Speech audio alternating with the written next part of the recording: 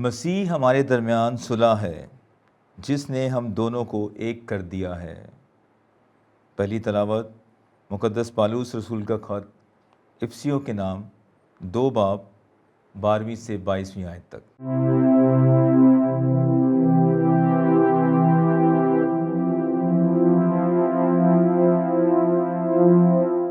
اے بھائیو، یہ مت بھولو کہ تم اس وقت مسیح سے مرحوم تھے اور اسرائیل کے استحقاق سے خارج اور وعدے کے عہود سے ناواقف اور اس دنیا میں نا امید اور بلا خدا تھے، مگر اب مسیح یسوع میں ہو کے تم جو پہلے دور تھے مسیح کے خون کے سبب سے نزدیک ہو گئے ہو، کیونکہ وہی ہماری صلح ہے جس نے دونوں کو ایک کر دیا ہے اور عداوت کے درمیانی دیوار کو ڈھا دیا ہے۔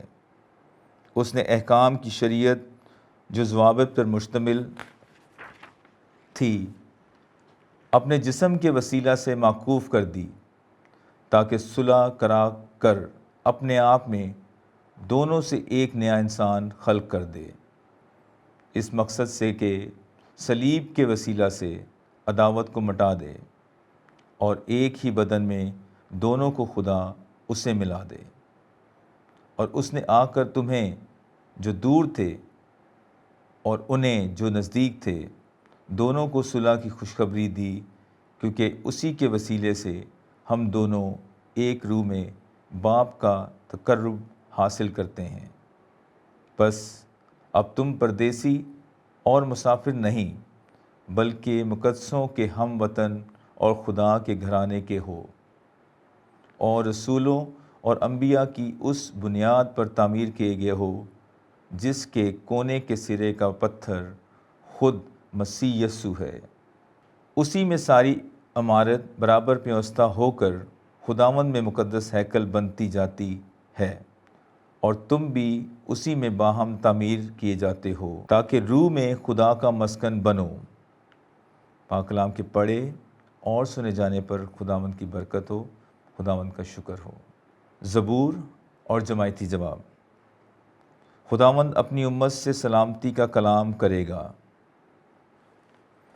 میں سنوں گا کہ خداوند کیا فرماتا ہے، وہ سلامتی کا کلام کرے گا۔ اسی سے ڈرنے والوں کے لیے اس کی نجات قریب ہے، اور جلال ہماری سرزمین میں بسے گا۔ جماعتی جواب۔